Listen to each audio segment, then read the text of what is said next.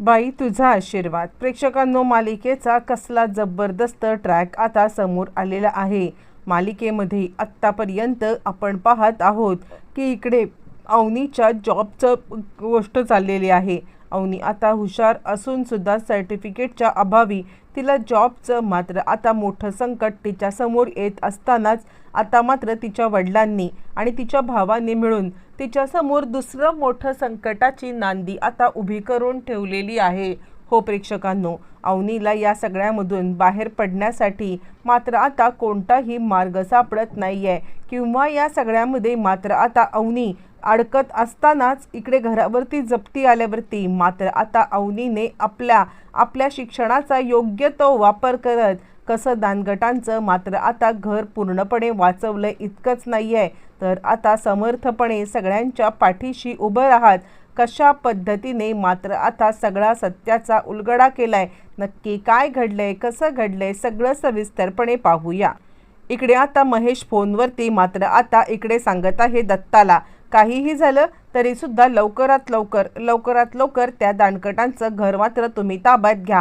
यावर दत्ता म्हणतो, त्यांच्यावरती केस करणारे दुसरे तिसरे कुणीही नाही आहोत, ते आम्हीच आहोत. आम्हीच या सगळ्यामध्ये दावा ठोकलेला आहे की ते घर आमचं आहे म्हणून. यावरती मात्र महेश इकडे बोलत आहे, हे बघा, काहीही करा, तुम्ही दावा ठोका, अजून काही करा, लवकरात लवकर आता ते घर आमच्या नावावरती झालं पाहिजे. काहीही करून सुद्धा त्या घराला मात्र आता म्हणजे ते घर आमच्या ताब्यात आलं पाहिजे. यावरती तो सांगायला लागतो, तुमच्या ताब्यात कसं येईल, ते आमचं घर आहे ना आणि आमचं घर आम्हीच ताब्यात घेणार. यावरती मात्र आता तो सांगायला लागतो, ठीक आहे, तुमचं घर तुम्ही ताब्यात घ्या, पण मी या सगळ्यामध्ये काय सांगतोय ते मात्र नक्की ऐका. तुमचं घर तुमच्या ताब्यात आल्यावरती ते लोक मात्र आता त्या घरामध्ये राहिले नाही पाहिजेत, ही गोष्ट मात्र सगळ्यात महत्त्वाची लक्षात घ्या. असं म्हटल्यावरती मात्र आता इकडे दत्ता सांगायला लागतो, ठीक आहे, तुम्ही काहीच काळजी करू नका. एकदा का मी तुम्हाला म्हटलं ना की हे घर आम्ही ताब्यात घेणार म्हणजे आता ते घर आम्ही ताब्यात घेतल्याशिवाय अजिबात गप्प बसणार नाही आहे. असं म्हटल्यावरती मात्र आता दत्ता या सगळ्यामध्ये कामाला लागतो आणि तो सांगायला लागतो, ते तर आम्ही करू, पण यामध्ये आमचा काय फायदा. यावरती तो सांगायला लागतो, काय फायदा म्हणजे तुमचं घर तुमच्या ताब्यात येणार आहे. यावर दत्ता म्हणतो, नाही, पण त्यामुळे तुमचा फायदा होणार असेल तर काहीतरी आम्हाला सुद्धा मलाई त्याची मिळाली पाहिजे की नको.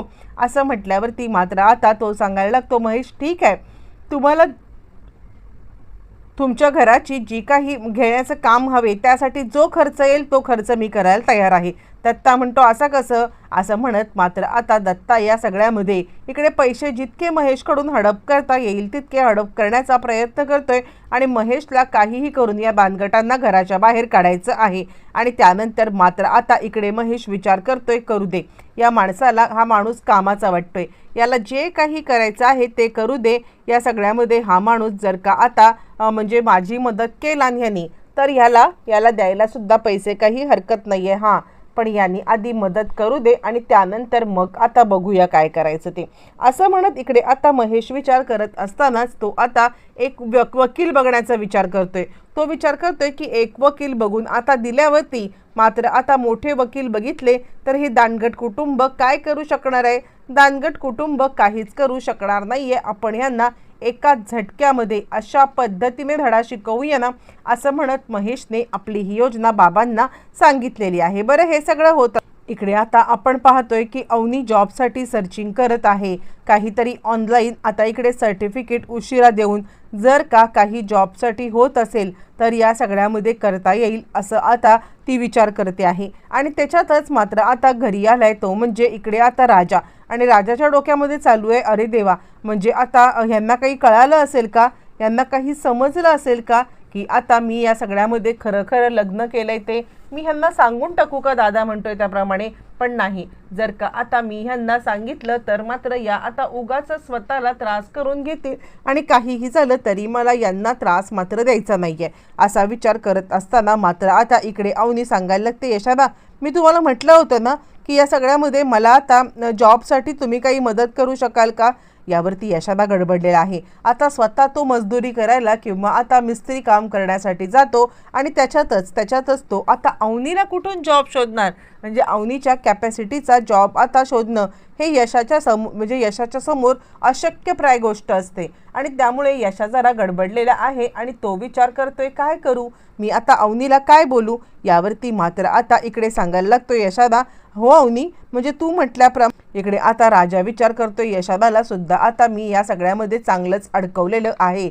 म्हणजे खरं तर यशादाला आता मात्र या सगळ्यामध्ये म्हणजे मीच अवनीला सांगितलं होतं की आता काहीही झालं तरी सुद्धा माझ्यामुळे यशादा या सगळ्यामध्ये अडकलेला आहे असं म्हटल्यावरती मात्र आता लगेचच इकडे तो विचार करायला लागतोय नाही मला यशादाला या सगळ्यामध्ये वाचवलं पाहिजे। म्हणजे आता मी काहीही झालं तरी सुद्धा मात्र या सगळ्यामध्ये इकडे म्हणजे यशादाला हे करू शकत नाहीये।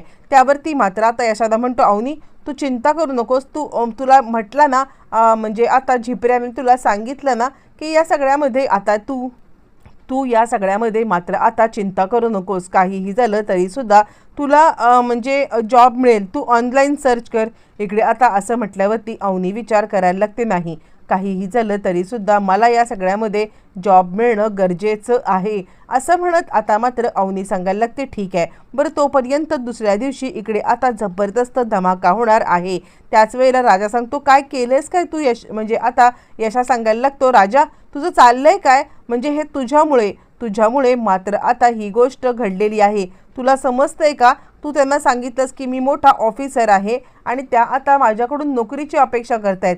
बिचाऱ्या किती आता याच्याने म्हणजे किती आपुलकीने म्हण किंवा किती आशेने माझ्याकडे पाहत आहेत आणि असं असताना मी त्यांना नकार देऊ का, ते काही नाहीये। तू या सगळ्यामध्ये मात्र आता मला या सगळ्यामध्ये अडकवू नकोस। राजा सांगायला लागतो दादा काळजी करू नकोस, काही झालं तरी सुद्धा मी याच्यावर तोडगा काढेन। यशादा म्हणतो आहे का तुझ्याकडे सगळ्याला तोडगा आहे का, म्हणजे आता मला कळतच नाहीये की तुझं चाललंय तरी काय।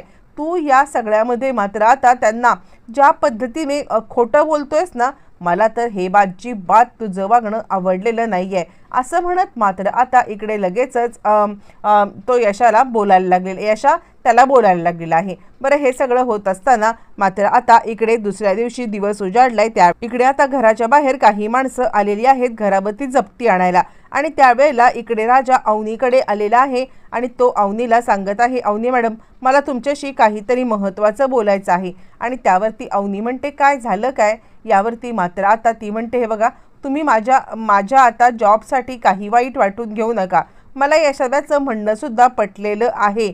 म्हणजे काहीही झालं तरी सुद्धा स्वतःच्या हिमतीवरती जॉब मिळवणं हे महत्त्वाचं आहे, दुसरं कोणाला आता मात्र हे सगळं बोलून जॉब मिळवणं ह्याची काही गरजच नाहीये ना।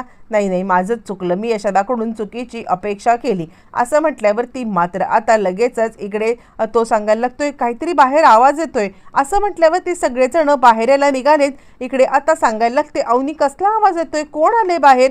यावरती मात्र आता धम्या सांगायला येतो बाहेर काही माणसं आलेत। त्यावरती मात्र आता इकडे लगेचच धोंड्या सांगायला लागतात कोण आले बाहेर आणि कशासाठी आलेत ते। आपल्याला मात्र आता घरावरती जप्ती घालण्यासाठी आलेले आहेत असं समजल्यावरती मात्र आता दोघं जण सगळेच घाबरून बाहेर पडलेले आहेत। त्याच वेळेला अवनी विचार करते घरावरती जप्ती। अवनीच्या डोक्यामध्ये हे विचार आलेला आहे की हे 100% काम आता माझ्या घरच्यांनी केलेलं असणार आहे। म्हणजे आता काही झालं तरी सुद्धा मी या घरामध्ये राहू नये या कारणासाठी मात्र आता त्यांनी हे काम केलेलं आहे, ते काही नाहीये। या सगळ्यामध्ये मला आता काहीही झालं तरी सुद्धा या सगळ्यामध्ये यांना आता वाचवलं पाहिजे किंवा माझ्यामुळे घडलेला प्रश्न आहे ना, मग मीच या सगळ्यामध्ये उतरलं पाहिजे। आणि त्यानंतर मात्र आता अवनी तिकडे आलेली आहे। अवनी तिकडे आल्यावरती मात्र आता अवनी इकडे सांगायला लागते थांबा काय करताय तुम्ही आणि अशी घरावरती जप्ती तुम्ही आणू शकत नाहीयेत असं म्हटल्यावरती मात्र आता लगेचच इकडे सांगायला लागतात ते म्हणजे पोलीस इन्स्पेक्टर की हे बघा तुमच्या घरावरती जप्ती म्हणजे तुमचं घर इल्लीगल आहे आणि ती पेपर वाचते आणि ती सांगायला लागते तुम्हाला जरी आता कोर्टाची नोटीस असली तरी अजूनही कोर्टाचा निकाल लागलेला नाहीये आणि त्यामुळे हे घर अजूनही कुणाच्या नावावरती आहे हे सिद्ध झालेलं नाही आहे आणि म्हणूनच या सगळ्यामध्ये काहीही झालं तरी सुद्धा तुम्ही आमचं घर हडप करू शकत नाहीयेत. लिगली ज्या वेळेला कोर्टाचा निकाल लागेल ना त्यामुळे हे सगळं घडेल. अवनीने मात्र आत्तापर्यंत केलेला अभ्यास, तिची आता समज आणि घरामध्ये नेहमी कानावरती पडणारे मात्र आता हे वकिली धावपेच हे सगळं ऐकल्या कारणाने अवनीने मात्र आत्ता तरी हे घर वाचवण्यामध्ये यशस्वी झालेली आहे. पण या सगळ्यामध्ये मात्र आता इकडे अवनी या सगळ्यामध्ये अजूनही मात्र आता हे घर कशा पद्धतीने वाचवणार येणाऱ्या भागात सगळं